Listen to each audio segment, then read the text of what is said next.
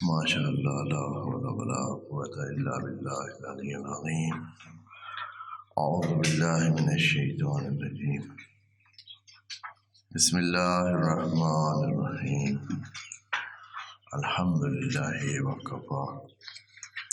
والصلاة والسلام علی عبادہ الذین اصطفی اما بعد فرب اشرح لی صدری ویسر لی امری واحلل عقدۃ من لسانی یفقهوا قولی وقل رب ادخلنی مدخل صدق واخرجنی مخرج صدق واجعل لی من لدنک سلطانا نصیرا بسم اللہ وباللہ وتوکلت علی اللہ قال اللہ تبارک و تعالی فی سورۃ البقرہ آیت نمبر 118 بسم اللہ الرحمن الرحیم وقال الذين لا يعلمون لولا يكلمنا الله أو تأتينا آية كذلك قال الذين من قبلهم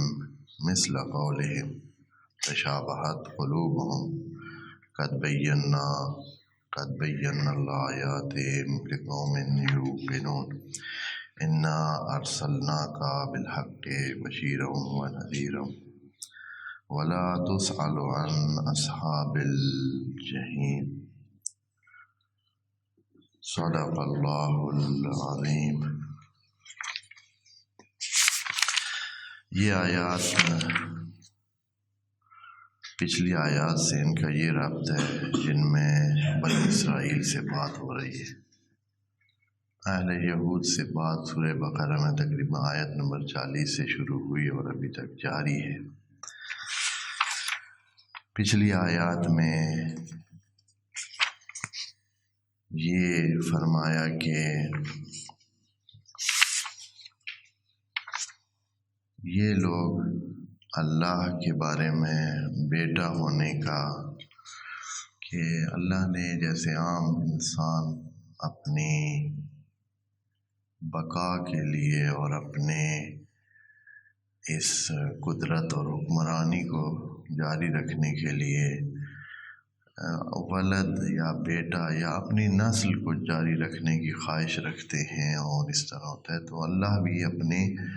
لیے کسی بیٹے کا انتخاب کر لیتا ہے اور اس نے فلاں کو اپنا بیٹا بنا لیا، جیسے یہودیوں نے کہا کہ عزیر ابن خدا ہے اور مسیحیوں نے مسیح کا کہا کہ وہ ابن خدا ہے۔ تو اللہ نے فرمایا کہ یہ ان کے کتنے برے سوچ ہے، کتنی بری سوچ ہے اور کتنی نیچ قسم کی سوچ ہے، اور پھر بھی یہ دعوے دار ہیں کہ ان کے والا دین ٹھیک ہے اور جو ان کے دین پر ہوگا وہ جنت میں جائے گا اور دوسرے نہیں جائیں گے۔ یہاں ایک تیسری پارٹی کا ذکر ہوا تھا پیچھے، ایک اہل یہود، ایک نصارہ، اور تیسری پارٹی تھی وہ جو کذالک کا 113 نمبر آیت میں کذالک قال الذین لا یعلمون، وہ جو نہیں جانتے، بے علم۔ اہل یہود کو اور نصرانیوں کو خدا کریم نے قرآن میں اہل علم بھی قرار دیا ہے۔ بہت ساری جگہوں پہ ان کے بارے میں کہا ہے کہ وہم یعلمون، یہ لوگ جانتے ہیں، یا اس آیت میں پیچھے کہا کہ یتلون الکتاب، وہم یتلون الکتاب، یہ لوگ کتاب خدا کو بھی یعنی تورات اور انجیل جو کہ علم پر مبنی کتابیں تھیں ان کو پڑھتے ہیں، صاحبان علم ہیں۔ ان دو گروپوں کے مقابلے میں ایک تیسرا گروپ تھا مشرکین کا، وہ لا یعلمون تھے، یعنی ان کو علم نہیں تھا، آسمانی کتابوں کے حوالے سے، دین کے حوالے سے علم نہیں تھا، وہ لا یعلمون تھے۔ اب ان لا یعلمون کا وتیرہ کیا بن گیا ہے؟ ان اہل یہود اور نصارہ کی باتوں کو دیکھ کر اور ان کے مطالبات اور ان کے اشکالات اور ان کے طرز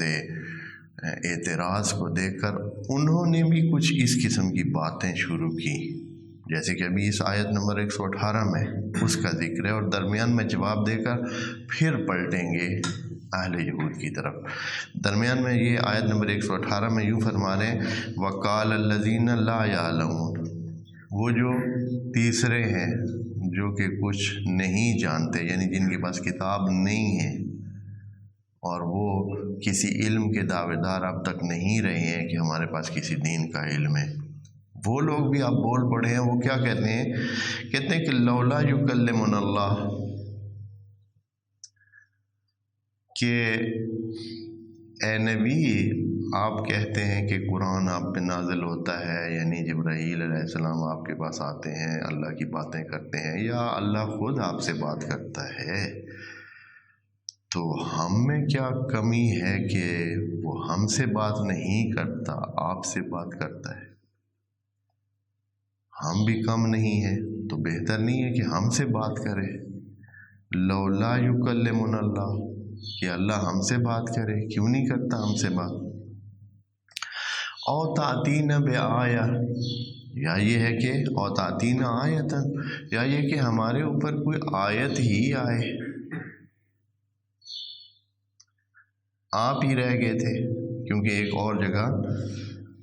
انہوں نے یوں کہا تھا، وقال الذین لا یعلمون لولا یکلمنا اللہ وقالوا لولا نزل هذا القرآن علی رجل من القریتین عظیم، کہ دو اتنے بڑے قریے ہیں، اتنے جیسے طائف اور مکہ کی بات یہ کرتے تھے کہ یہ مشہور قریے اور ان میں بڑے بڑے نامدار لوگ ہیں، سردار، کیا کیا چیزیں پورے اس زمانے کے عالم میں یہ لوگ مشہور تھے، تو ان پہ نہیں قرآن آیا اور یہ آپ پر آ گیا ہے۔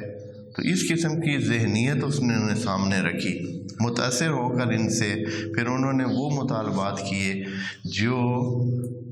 اس وقت یہود اور نصارہ نے اپنے زمانے میں کیے تھے۔ ان میں سے پہلا مطالبہ وہی کلام الہی، کہ اللہ جو ہے وہ اگر ان کے ساتھ تکلم کر سکتا ہے تو ہمارے ساتھ کیوں نہیں تکلم کرتا۔ پھر دوسری چیز جو کہ بہت مرکزی طور پر ہم پہلے ذکر کر چکے ہیں یہود اور نصارہ کے حوالے سے، بلکہ کل انسانیت کے حوالے سے، انسان میں یہ بیماری یا یہ مرض یا یہ چاہت اس قسم کی پہلے سے موجود ہے اور آج تک موجود ہے، اور وہ کیا ہے؟ حس گرائی۔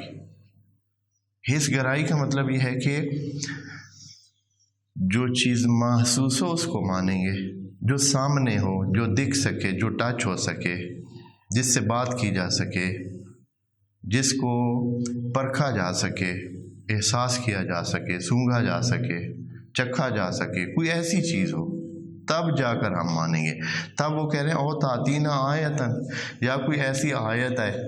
جیسے کہ جناب موسیٰ کے زمانے میں انہوں نے بے حساب آیات پیش کی، حسی آیات، یعنی جو سامنے دکھتی تھی۔ جناب عیسیٰ نے بھی اسی طرح وہ آیات پیش کی جو محسوس تھی، وہ نشانیاں اللہ کی پیش کی جو محسوس تھیں، یعنی وہ ان کو دیکھ سکتے تھے، ان کا احساس کر سکتے تھے، ان کے آس پاس میں وہ چیزیں ہوتی تھیں، ان کو دیکھ کر وہ مانتے تھے، کچھ مان جاتے تھے، کچھ پھر بھی نہیں مانتے تھے۔ یہاں بھی آج وہ اسی چیز کی جو ہے طلب کر رہے ہیں۔ تو یہاں خدا کریم کا تبصرہ دیکھیں اس پر کیا ہے، فرماتا ہے کہ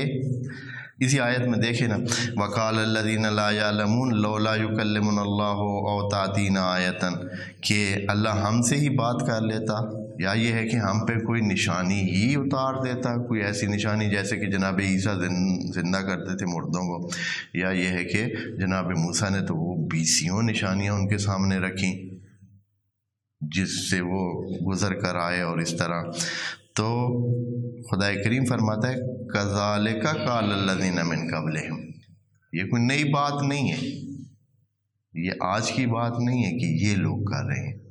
یہ بات پچھلوں نے بھی کی تھی، پچھلی امتوں نے، خصوصاً اہل کتاب نے جو کہ مخاطب تھے کتاب کے، انہوں نے بھی یہ باتیں کی تھی، مثل قول، ان کے قول کے مطابق، جیسے یہ ابھی کر رہے ہیں، وہ بھی اسی طرح چاہتے تھے کہ کوئی محسوس آیات ہوں، سامنے ہوں، جیسے کہ مردوں کو زندہ کرنا جناب عیسیٰ کرتے تھے، یا ایسے مریضوں کو شفا دینا جن کو شفا ویسے عام حالات میں ان کے مطابق لا علاج ہو چکے تھے، یا یہ ہے کہ کسی چیز کو ویسے ہی بنا کے اس کو زندگی دینا، پرندے کو بنانا مٹی سے اور پھر اس میں پھونکنا، اور وہ کیا ہو جاتا تھا؟ زندہ ہو کے اڑنے لگ جاتا۔ تو اس طرح کی چیزیں وہ مانگنے لگ گئے۔ تو خدا کریم فرماتا ہے کہ یہ بات کوئی ان کی پہلی نہیں ہے، یہ پہلے بھی اسی طرح تقاضا دوسری قومیں اور دوسری ملتیں جو ہے وہ کرتی رہی ہیں۔ تو کیا ہے مسئلہ، کیا ہے؟ وہ بھی کرتے تھے، یہ بھی کرتے ہیں۔ اصل میں یہ ہے کہ مثل قولہم تشابہت قلوبہم، اصل میں ان کے دل ایک جیسے ہیں۔ وہ دل یعنی سوچ، دل سے مراد قرآن میں قلب سے مراد وہ مرکز سوچ ہوتا ہے، جو سوچ کا مرکز ہوتا ہے اسے قرآن میں قلب کہا جاتا ہے۔ یہ دل جو صنوبری دل ہے ہمارے سینے میں دھڑکتا ہے، یہ مراد نہیں ہے، یہ خون کو پمپ کرنے والا دل نہیں ہوتا ہے۔ دل سے مراد وہ مرکز جہاں یہ سارا کام انسانی جسم اور اس کا ادارتی کام ہوتا ہے اس کو کہتے ہیں سوچ کا مرکز جو ہے۔ تو تشابہت قلوبہم، ان کے دل ایک جیسے ہیں، یعنی سوچیں ایک جیسی ہیں۔ وہ بھی سوچتے تھے، حصی معجزات کو دیکھنا چاہتے تھے، اور مزے کی بات ہے کہ اس وقت حصی معجزات ان کو پیش کیے گئے تھے، لیکن انہوں نے ان کے مقابل میں ماننے والی کہانی نہیں کی تھی، انہوں نے مانا نہیں تھا۔ دیکھنے کے بعد بھی وہ مکر جاتے تھے، کہتے تھے کہ نہیں یہ کافی نہیں، اب ایک اور چیز آپ دکھائیں۔ ابھی جو اس زمانے کے لوگ تھے، ان میں سے بھی کئیوں نے کہا کہ آپ اگر، جیسے کہ اس سے قرآن سے ہٹ کر جو تاریخی وقائع ہیں ان میں انہوں نے کہا تھا کہ اگر آپ اس کوہ احد کو سونے کا وہ بنا سکتے ہیں تو پھر ہم مان جائیں گے، یا یہ ہے کہ مکے کو اگر آپ سرسبز اور اس طرح باغ بنا دیتے ہیں، اس میں لہلہاتے کھیت آپ ایجاد کر سکتے ہیں تو پھر ہم مان جائیں گے۔ یعنی اس قسم کے مطالبات انہوں نے رکھے۔ تو اس کے جواب میں اللہ نے کیا کہا؟ اللہ انسان کو اس حس گہرائی سے ذرا اوپر اٹھاتا ہے، کہتے کہ انسان تو جانور نہیں ہے، تو ایک حیوان نہیں ہے، حیوان سے تیرا درجہ برتر ہے۔ حیوان جو ہے وہ ایک ایسی چیز ہے جو حس گرا ہوتا ہے، حیوان کو نہیں پتہ چلتا، اس میں عقل نہیں ہوتا ہے، اس میں سوچنے کا مادہ نہیں ہوتا ہے۔ حیوان کو آپ 10 بار کہیں کہ بھائی یہ جو کھیت ہے، چراگاہ ہے، یہ ہماری نہیں ہے، یہاں آپ نے نہیں چرنا ہے، اس کو یہ نہیں سمجھے، اس کو حس کے ذریعے یا تو آپ اس کو رسی ڈال کے کھینچ کے لے جائیں کہ ادھر سے ہٹائیں کہ یہاں نہ چرے، یا یہ ہے کہ آپ ڈنڈے کے زور پر، جو کہ وہ بھی ایک حصی چیز ہے، اس کو ڈرائیں پھر بھگائیں تو وہ جو ہے اس سے ہٹ جائے۔ اسی طرح یعنی یہ ایک مثال میں نے دی ہے کہ حیوانات حس گراں ہیں، حس کی بنیاد پر وہ زندگی کرتے ہیں، یعنی محسوس کرتے ہیں۔ مثلا ایک حیوان کو یہ نہیں پتہ چلتا ہے کہ کوئی خطرناک صورتحال ہے اور اس سے مجھے یہاں سے نکلنا ہے، وہ جو چیز حس کرے گا تو ٹھیک ہے، اس کو دکھے گی ٹھیک ہے، اگر اس کو کوئی محسوس ہوگا سونگھنے کی وجہ سے یا اپنے اعضاء کی وجہ سے تو تب وہ نہیں، تو نہیں، وہ اس چیز کو محسوس نہیں کر، اس کو پتہ نہیں چلے گا، علم اور عقل کی وجہ سے وہ نہیں پتہ چلا سکے گا۔ جیسے کہ انسان ہے، مثال کو خطرناک بلڈنگ ہے، انسان کو پتہ چل جاتا ہے، اس میں سے وہ دور ہو سکتا ہے عقل کی وجہ سے، علم کی وجہ سے، محسوس ہونے کی وجہ سے نہیں۔ عقل اور علم کہتا ہے اس کا کہ یہ صورتحال خطرناک، لیکن ان کو نہیں پتہ چلتا جب تک کہ وہ حس نہ کریں، ان کو دکھے کہ ایسا ہو رہا ہے تو تب ہے۔ اللہ ان کو کہتا ہے کہ ہم نے آپ کے سامنے عقلی معجزہ پیش کر دیا ہے، یہ آیات الہی ہیں، ان کو پڑھیں، ان کو دیکھیں، آیا یہ اس قسم کا بندہ جو ابھی یہ آیات الہی آپ کے سامنے پڑھ رہا ہے، یہ آیا ممکن ہیں؟ آیا یہ باتیں، اس بلندی کی باتیں کسی اور سے ممکن ہے کہ ایسے فرد سے جو کہ آپ کے معاشرے میں رہا ہے اور آپ کے ساتھ رہا ہے، اس نے کسی خاص قسم کی تعلیم و تربیت کا جو ایک علمی نظام ہوتا ہے اس سے بھی نہیں گزرا ہے، آپ کے ساتھ ہی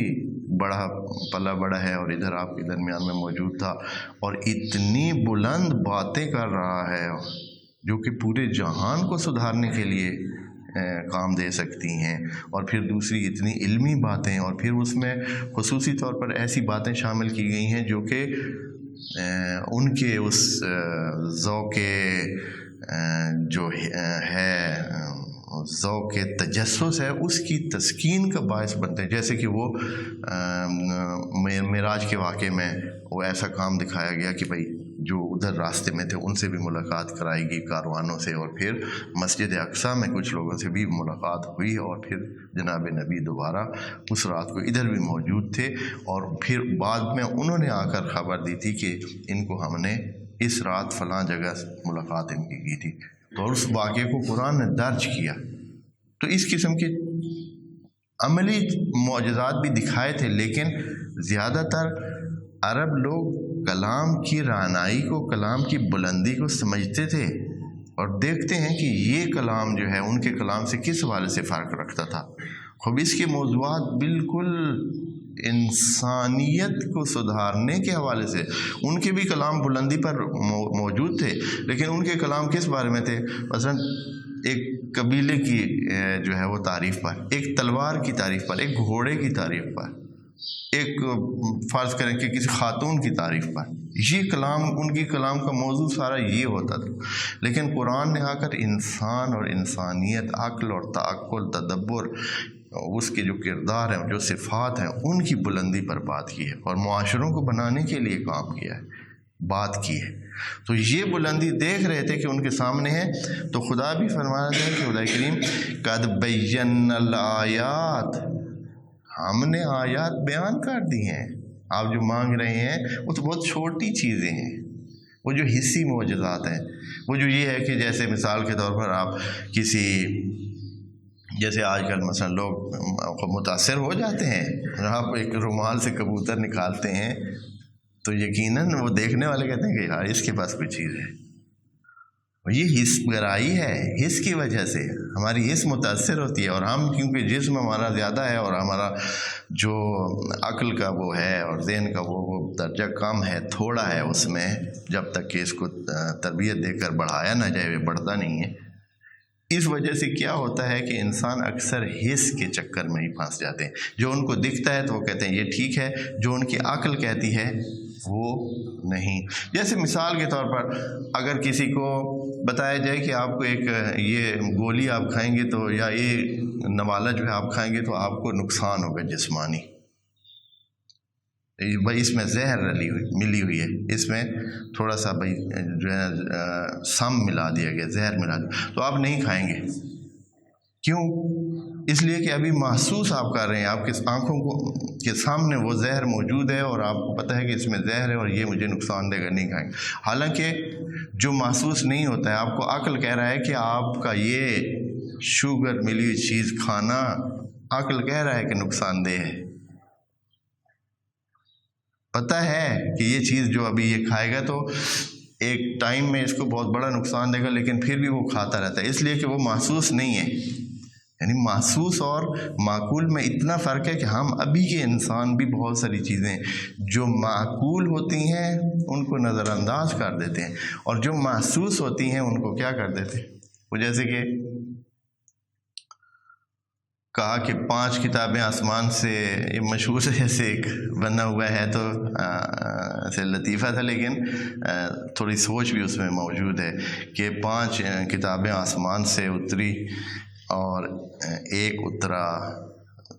5 न से तो 3 से या 4 से, 4 किताबें आसमान से उतरी और एक उतरा क्या जी, दिग्गा। चलें एक ज़बान में दिग्गा कहते हैं, उसको आप मुक्का समझ लें। हाँ, एक उतरा मुक्का, 4 किताबों ने कुछ न किया और मुक्के ने किया सीधा। यानी इस तरह की सूरत हाल है कि अगर पिछली कौमों के साथ ऐसे ही होता रहा है, यानी किताबों के आने पर लोग मुतासिर नहीं होते थे, अक्ल पे नहीं आते थे, हिदायत पे नहीं आते थे, लेकिन जैसे ही उन पर कोई इस किस्म का सख्त एक्शन आता, कोई अजाब आता, कोई जैसे कि इन अहले यहूद के बारे में पढ़ चुके हैं पिछली आयत में कि उनके ऊपर पहाड़ पकड़ लिया गया था, कोहे तूर को उनके सरों पे पकड़ा गया था कि आप बताएं मानेंगे या नहीं। फिर उन्होंने कहा कि बिस्मिल्लाह, क्यों नहीं मानेंगे आप। तो ये हिस्सी चीज़ जो है ना इंसान पर असरअंदाज। यहाँ भी खुदा करीम फरमाते हैं कद बय्यनल आयात, बंदगान खुदा आप पर ये कुरान नाजिल हो चुका है, कुरान के बारे में तदब्बर करें, तफक्कुर करें, सोचें आया ये मुमकिन है ये चीज़ें। फिर ये है कि कायनात को देखें, यानी ये मुतकाबिल सोच बनाएं, कायनात को देखें और कुरान को देखें, तो आपको लगेगा कि कुरान उससे ही मुतरजिम है इस पूरी कायनात के वजूद का। نچوڑ ہے اس کائنات کا قرآن، وہ باتیں ہیں جو حقائق خارج میں موجود ہے، جو اس کائنات میں موجود ہے، جو چیز وہ قرآن ہے۔ تو جب اس لیول کی آپ سوچ رکھیں گے تو آپ خود بخود ہی ہدایت پر آ جائیں گے اور خود ہی آپ ماننے پر مجبور ہو جائیں گے، اور یہ ایسا معجزہ ہوگا کہ جب یہ انسان کو کبھی اس سے ہٹائے گا نہیں۔ اچھا، اس کی تھوڑی سی اور وضاحت کریں ہیں اللہ۔ آیت نمبر 119 میں یہ بات یوں، اسی بات کو کہ اے اللہ کس طرح آپ نے وہ آیات بیان کی ہیں، کیا کیا ہے؟ فرماتا ہے انا ارسلناک بالحق، ہم نے آپ کو حقیقت دے کر بھیجا۔ یہ بڑا دھیان سے جو ہے نا جملہ توجہ کریں۔ یہ جو روٹین کے ترجمے لکھے ہوئے ہیں، اکثر یہ ہوتا ہے کہ نہ صرف ہماری اردو میں بلکہ فارسی میں ایسے ہے، عربی میں ایسے، دوسری بہت سارے، ایک ابتدا سے ایک تفسیر کی جاتی ہے، پھر دوسرے انہی تفسیروں کو دیکھتے دیکھتے اپنے آئیڈیاز بناتے ہیں، اور پھر وہ متقابل مطالعات جو اس کائناتی عمل کے یا اس یونیورس کے یا جہان کے جو ہوتے ہیں ان کو نظر انداز کر دیتے ہیں یا ان کے ہوتے ہی نہیں ہیں۔ تو نتیجہ یہ ہے کہ اس پہلی والی روش کے مطابق ہی ترجمہ کرتے کرتے، اب یہ جو بالحق ہے نا، ہم نے پہلے بھی عرض کیا، یہ بالحق کو بہت دھیان سے سمجھیں۔ بالحق سے مراد ہے جو حقیقت خارجی ہے۔ کائنات ہمارے سامنے ایک حقیقت خارجی ہے، انسان کو تھوڑی دیر کے لیے اس سے باہر نکال لیں، پوری کائنات تو موجود ہے نا،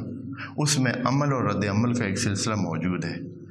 ہو رہا ہے، کام ہو رہا ہے، ایک چیز ہوتی ہے، اس کے نتیجے میں دوسری چیز ہوتی ہے، اس کے نتیجے میں تیسری چیز ہوتی ہے، اسی طرح عمل جاری ہے۔ جیسے آگ ہے، جلتی ہے، جلاتی ہے، پھر اس سے آگے جو چیز ہے وہ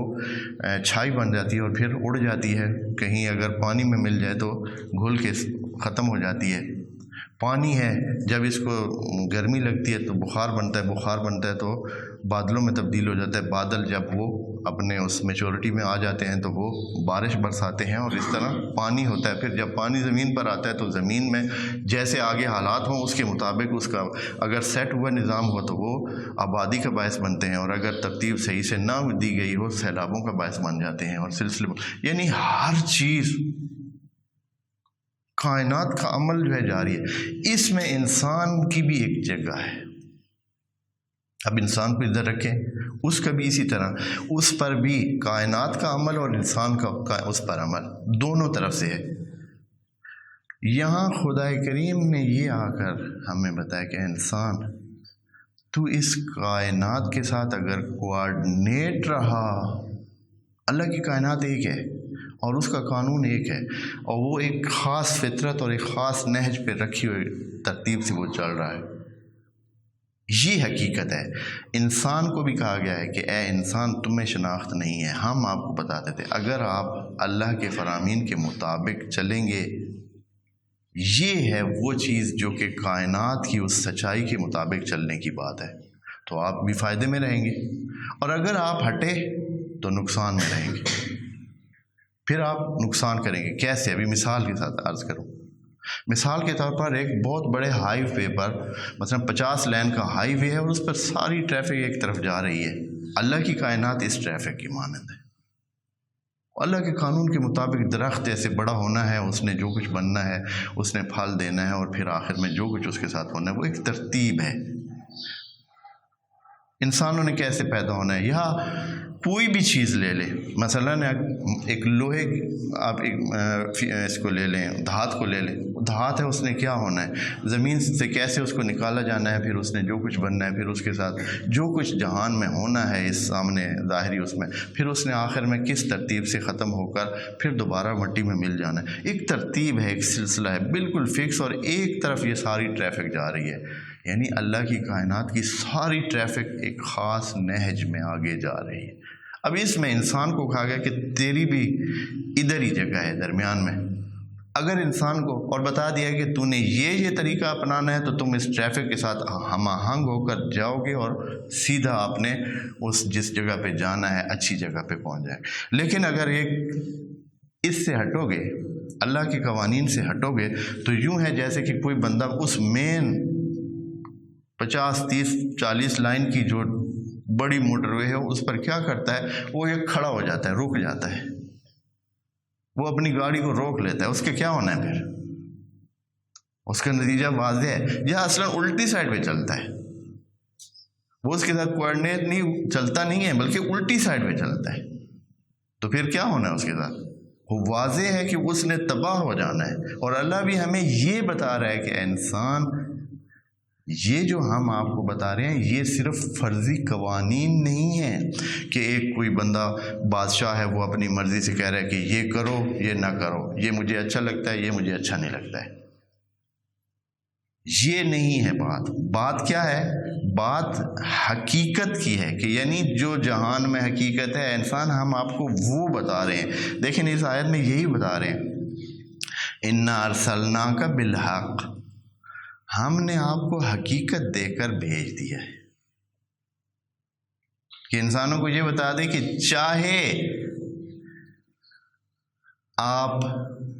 دین کے ساتھ کریں یا بے دین ہو کر یا جیسے بھی، اگر اللہ کی فطرت کے مطابق چلیں گے تو آپ ٹھیک رہیں گے، آپ اپنے اس معال پہ پہنچ جائیں گے، اچھے نتیجے پہ۔ لیکن یہ ضروری ہے، دین پہ آئیں گے تو وہ کیا ہو جائے گا؟ آپ کوآرڈینیٹ ہو کے جائیں گے اور اپنے مقصد کو، جنت کو پا لیں گے، یا وہ جو اچھا آپ کا تکامل کا ایک آخری نقطہ ہے اس تک پہنچ جائیں گے۔ اور اگر آپ کیا کریں گے، جیسے کہ ایک درخت ہے مثال کے طور پر فرض کریں کہ اگر وہ اپنے اس سے ہٹ جاتا ہے یا اس کو کوئی ہٹا دیتا ہے، ایک درخت ہے اس کے اوپر کوئی بڑھتا جا رہا ہے لیکن اس کے اوپر کسی نے چھت بنا دی ہے یا کوئی اس کے رکاوٹ بنا دی ہے، تو یقیناً وہ اپنا اس جس جگہ اس نے پہنچنا چاہیے تھا، یا اس سے کوئی کاٹ دیتا ہے، چونکہ اس میں شعور نہیں ہے تو وہ تو ادھر ہی رک جائے گا۔ لیکن انسان میں شعور ہے، یہ اپنی مرضی سے ادھر ادھر ہوتا ہے۔ درخت میں یہ چیز شعور نہیں ہے کہ وہ اپنی مرضی کر سکے، لیکن انسان میں شعور ہے۔ تو انسان کو صرف بتا دیا گیا کہ تو نے اپنی گاڑی خود ڈرائیو کرنی ہے، باقی کائنات کی گاڑی جو ہے نا وہ آٹومیٹک اور خدا کے اس فطری قانون کے مطابق چلنی ہے۔ لیکن انسان کو صرف اتنا امتیاز دیا ہے کہ تو نے اس جہان کے سارے قوانین کے مطابق چلنا۔ اسی لیے تو ہمیں تقریباً جو شرعی قوانین ہیں کائنات کے بارے میں، یعنی معاشرے کے بارے میں قوانین ہیں، انسان کے انڈیویجول قوانین ہیں جو انسان کے اپنے کرنے کے ہیں، وہ قوانین جو انسان کے دوسروں کے ساتھ برتاؤ کے ہوتے ہیں، اور تیسری چیز ہے جو انسان نے پوری کائنات کے ساتھ، خدا کے اس جہان کے ساتھ کرنے۔ اس میں کیا بتایا گیا ہے؟ اس میں یہ کہا گیا ہے کہ آپ اس فطرت کو نہ چھیڑیں، اس کو خراب نہ کریں۔ درخت لگے ہوئے ہیں تو ان کو نہ اکھیڑیں، پانی اگر سیدھے راستے پہ جا رہا ہے تو اس کو بند نہ کریں، اس کے لیے بندش کا وجہ نہ بنے۔ اگر کوئی اور سلسلے جو طبیعی چل رہے ہیں ان کی طبیعت میں آپ دخل نہ دیں، خراب نہ کریں، یہ شریعت کے احکام ہیں۔ تو یہی چیزیں خدا نے کہا ہے کہ ان کو تو نہ چھیڑو، خود اپنے معاشرے کو بھی اس کے ساتھ کوآرڈینیٹ کرو۔ اور اب نتیجہ کیا ہو رہا ہے؟ اب جب انسان نے دخل دینا شروع کیا ہے، جب سے اپنے کاموں کی وجہ سے ایسا کام کیا ہے کہ وہ جو موجود بیلنس ہے اس فطرت کا اور قدرتی نظام کا، اس کو خراب کر دیا ہے اپنے دخل سے، اور نتیجہ یہ ہے کہ اس کا نقصان بھی خود اسی انسان کو ہو رہا ہے۔ اب انسانی زندگی جو ہے وہ کتنی مشکل ہو کے رہ گئی اور مشکل سے مشکل تر ہوتی جا رہی ہے اس جہان میں۔ وجہ یہ ہے کہ کیا کیا انسان نے؟ اس جو اللہ کے قوانین کے مطابق کام کرنا چاہیے تھا اور اس کو بیلنس رکھ کر جانا چاہیے تھا، اس طرح نہیں کیا۔ اس کے لالچ نے، اس کی زیادہ خواہی نے، اور اس طرح جس کو اب یہ ترقی کا نام دے کر یہاں تک خود کو لے آئے ہیں، اور اب آ کر تقریباً عنکبوت کی طرح جو ہے وہ اپنے جالے میں پھنس چکا ہے انسان، اور اب مجبور ہے کہ کیا کرے، پتہ بھی نہیں چل رہا کہ کرنا کیا ہے۔ جیسے یہ گلوبل وارمنگ یا دوسرے انوائرمنٹ کے جو مسائل اب پیش آ رہے ہیں اور اتنے شدید ہیں کہ اگلے سالوں میں یہ انسانی زندگی اور بھی زیادہ تلخی کی طرف جا رہی ہے، اللہ ہی خیر کرے۔ تو یہاں فرمایا اِنَّا أَرْسَلْنَاكَ بِالْحَقِّ، اے نبی ہم نے آپ کو حقیقت دے کر بھیجا۔ اور اس حقیقت میں دو چیزیں چھپی ہوئی ہیں، یا تو بشارت ہوگی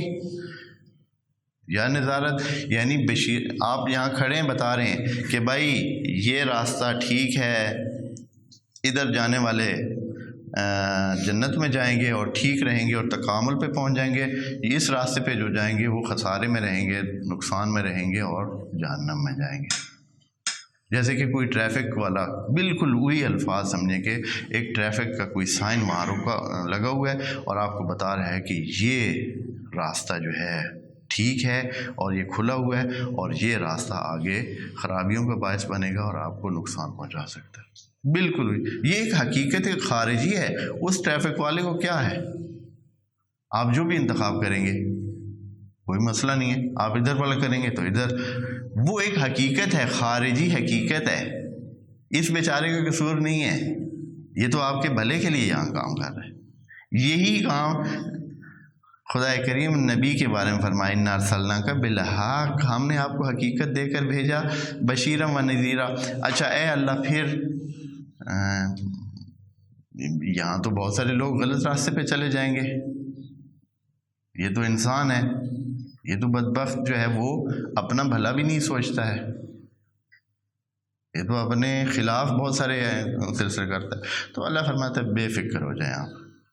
وَلَا تُسْأَلُ، آپ سے نہیں پوچھا جائے گا، عن اصحاب الجحیم، کہ جو جہنم کی طرف روانہ ہو جائیں گے۔ ہوتے ہیں تو ہوتے رہیں، آپ نے بتا دیا ہے، آپ نے ایک حقیقت، جیسے کہ ابھی مثلا وہاں کتنے ٹریفک سائن پہ لکھا ہوتا ہے کہ آگے ایک بہت سخت قسم کا موڑ ہے، اپنی سپیڈ کو مناسب کر لیں، لیکن ایک بندہ نہیں کرتا ہے، اس نے اپنی وہی جو تیزی ہے اور اسی رفتار میں فل رفتار میں جا رہا ہے، اب آگے موڑ تو وہ حقیقت ہے، اس کو کیا کیا جائے، وہ کیا کر سکتا ہے اب جب وہ پہنچ چکا ہے اور اتنی سپیڈ بھی موجود ہے، تو اب اس سے کیا ہو سکتا ہے، خود بخود۔ تو اس میں پیچھے بتانے والے کا کیا کردار ہے، کچھ بھی نہیں، اس نے بتانا تھا بتا دیا، یہی بات یہاں کہہ رہے ہیں، بشیرا و نذیرا ولا تسأل، اے نبی آپ کو کوئی پوچھے گا نہیں، آپ سے نہیں پوچھا جائے گا ان اصحاب الجحیم، کہ یہ جو اصحاب جحیم ہیں یہ کیوں جہنم میں چلے گئے ہیں اور انہوں نے یہ راستہ، تو صرف آپ اپنا کام کریں اور ان کو بتاتے جائیں۔ آگے جو ہے آیت میں، اگلی آیت میں بات جو ہے دوبارہ پلٹ رہی ہے انہی اہل کتاب کی طرف، کہ یہ اہل کتاب جو ہے یہ چاہتے کیا ہیں، اے نبی آپ سے کیا چاہتے ہیں، آئے یہ راضی ہو جائیں گے، آئے ان کے ساتھ مدارات کرنی چاہیے کہ بھائی چلیں ان کی باتیں مان لی جائیں، کچھ بھائی کہ بھائی یہ جو ہے جیسے بھائی وہ کہہ رہے ہیں، یا ان کو کوئی معجزات دکھائے جائیں، یا کیا صورتحال کی جائے۔ تو یہاں خدا کریم نے پکی اور آخر تک ایک بات اس آیت میں، آیت نمبر 120 میں جاری ہو رہی ہے، جو کہ اگر شروع کریں گے تو ختم نہیں ہوگی آج کے ٹائم میں، اور وہ یہ ہے کہ یہ کبھی بھی آپ کے ساتھ راضی نہیں ہوگی، کبھی بھی آپ کے اس طرز عمل پر کہ آپ مسلمان رہیں اور اسلام کو آگے بڑھائیں اور دین پر رہیں اور اپنے اس مشن الہی کو جاری رکھیں، تو کبھی بھی ان کے ساتھ آپ کا راضی نامہ نہیں ہوگا، اور جب تک کہ آپ ان کی خواہشات پوری نہ کریں۔ بات دین کی نہیں ہو رہی تھی کہ ان کے دین پہ نہ جائیں، انشاءاللہ اس کی وضاحت اگلے سیشن میں آج کریں گے۔ والسلام علیکم ورحمۃ اللہ وبرکاتہ۔